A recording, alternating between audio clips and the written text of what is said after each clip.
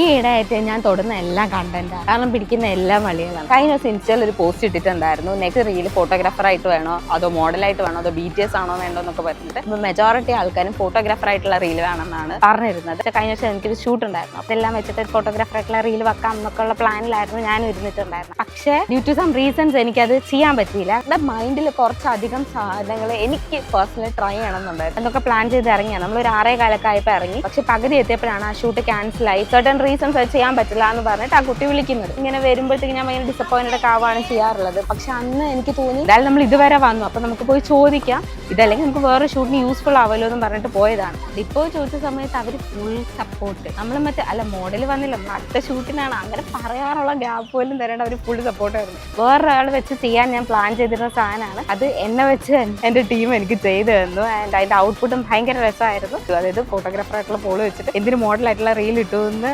Because ഇതാണ് അതിന്റെ പിന്നിലുള്ള റീസൺ.